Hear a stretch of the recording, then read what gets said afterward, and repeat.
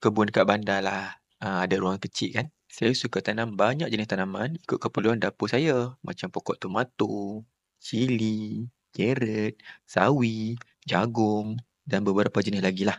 Lepas sekian lama duduk bercucuk tanam ni, saya sedar satu benda. Kita ni pekebun skala dapur rumah. Jadi akan tanam banyak jenis tanaman dalam satu masa. Ikut kepada keperluan dapur kita masing-masing. Ada banyak benda yang kita perlu rekod. Contohnya, rekod membaca. Disebabkan saya tanam banyak jenis tanaman satu masa, jadi jenis baja dan kuantiti pun berbeza ikut keperluan umur dan peringkat tanaman. Kekerapan membaja juga berbeza.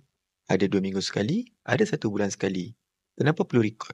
Kita takut bila kita membaja terlalu kerap, nanti pokok kiok sebab overdose.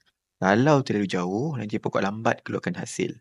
Ini hanya satu contoh. Ada beberapa lagi rutin lain yang saya rekod macam meracun dan juga berapa jumlah tuaian untuk setiap tanaman saya. Dari merekod, kita boleh rancang jenis tanaman supaya sayur kat dapur kita tak putus. Macam mana saya rekod semua ni? Saya guna Google Keep untuk rekod setiap aktiviti saya. Contohnya dekat sini. Orang boleh nampak rekod membaja saya dan rutin meracun.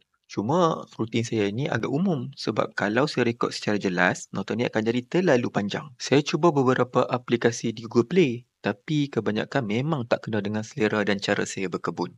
Tiba-tiba saya terfikir, kenapa aku tak buat sendiri Kenapa saya cakap buat sendiri? Sebab saya memang seorang software developer ataupun pembangun sistem.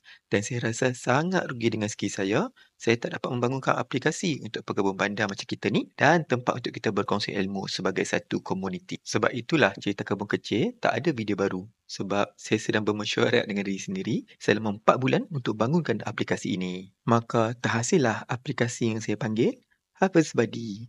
Jadi mesti korang tertanya kan kenapa nama dia Harvest Buddy? Sebab semua pekebun adalah buddy, kan? Mai saya cerita sikit pasal Harvest Buddy. Harvest Buddy bantu rekod dan rancang tanaman dekat kebun kita. Contohnya macam ni, saya dapat tahu bila benih akan bercambah, berbunga dan juga berbuah.